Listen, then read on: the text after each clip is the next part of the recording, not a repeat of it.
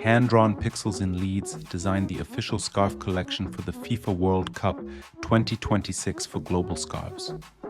What began as a job for a handful of host nations grew into a marathon of close to 200 designs. 2 per nation, 1 exclusive to fanatics across stadium stores and fan festivals, 1 for general retail including the FIFA store. The studio refused a single template and built a distinct visual language for every nation instead. For each country it looked beyond football and researched architecture, street culture, folklore, historic kits, local typography and national symbolism. Some designs reference heritage directly, while others read it in a more abstract, contemporary way. Japan pulled the team deep with its balance of minimalism, heritage and graphic culture.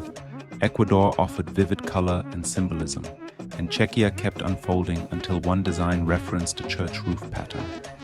Lazy stereotypes stayed out because the studio hunted for details that people from each country would actually recognize.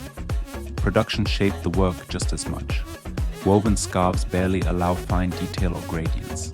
Thin typography and complex illustration rarely translate, and the palette depends on the yarn colors available. Every design on screen had to pass one test, whether it could be woven at all.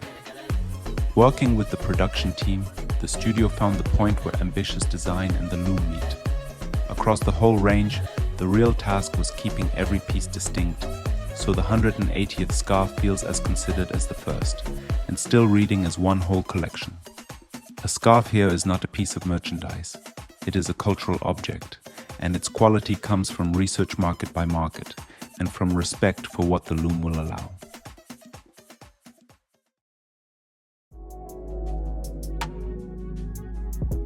Kit Studio out of London has reset St. John's College, Durham. The college is stepping out from under the central Durham University site and launching as a standalone digital brand for the first time. The brief asked for a system that holds, one that doesn't need rebuilding every few years. For the research, the team went up to Durham and gathered references on site at the college's iconic blue shutters, in the archive, and in the stained glass of the interior rooms. At the center sits a 3-tier crest system from illustrator Nathan Yoder. He started in pencil and finished line engraved in pen and ink, with the kind of fine stroke work you'd see in an old engraving. The simplified shield handles small-scale applications like app icons and embroidery. A more complex variant with denser line work covers the middle ground.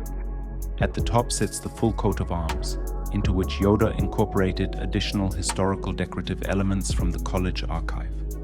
A modern serif with flared details paired with a matching sans carries the typography, refined by Leo Field. The type stays contemporary without smoothing away the history of the college.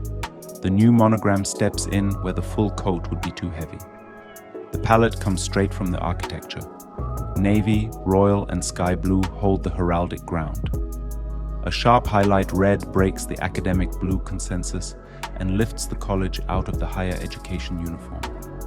That a contemporary studio like Kit, of all places, goes classical here is a deliberate stance against the graphic flattening that has shaped brand identity in recent design years. Kit itself observes that design culture is shifting away from pure smoothness towards depth and texture. The choice of the hand-drawn line is not nostalgia but strategy. The result feels neither backward-looking nor generic, but high quality and timeless, because every decision comes from the place itself, from a building, from an archive, from a school that treats education as a craft.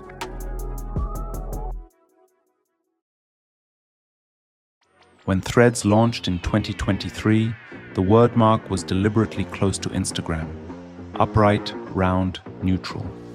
That familiarity helped onboarding. For 3 years it served its purpose.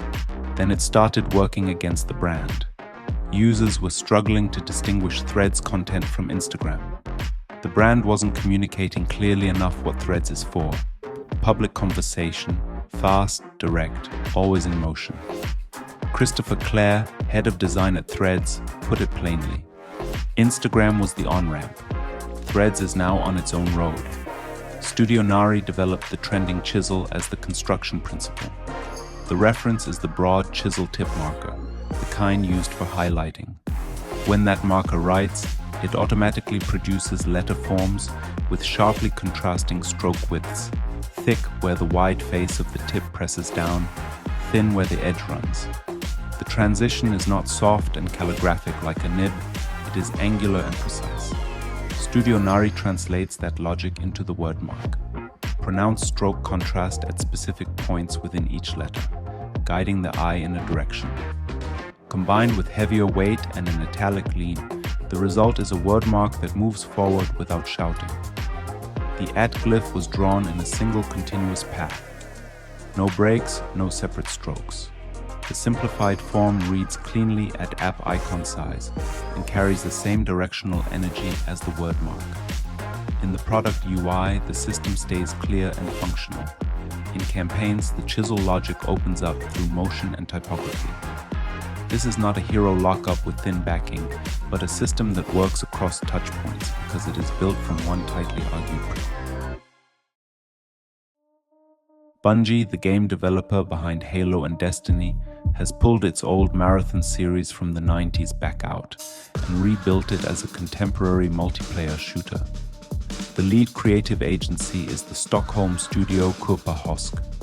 The partnership has run since 2021, more than 4 years before the actual launch. Marathon is set in an abandoned colony where rival factions fight over the leftovers of a collapsed civilization. These factions are the real leader. Kurpa Hosk didn't treat them as in-game camps, but built each one as a standalone brand, with its own iconography, its own logo, its own voice. The result is a small brand architecture living inside the game itself, almost like a curated collection of separate visual worlds. Sub-brands usually come out of marketing duty. Here they emerge as economic and cultural actors inside a story, and that is a very different starting point. Above the factions sits the wider brand design for Marathon. A narrow, custom-drawn sans serif carries the typographic spine, industrial and almost brutalist in feel, with heavy strokes and a touch of military stencil. A second layer of monospaced type, coordinates and barcode-style elements reads like a technical readout from inside the game, and that HUD aesthetic runs through the entire brand surface.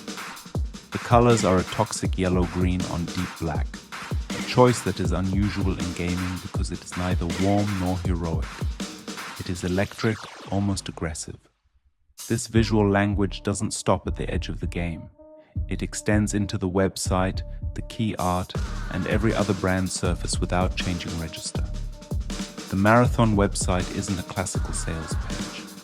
It reads like an archive from the game world, with fragmented transmissions and reports from restricted zones.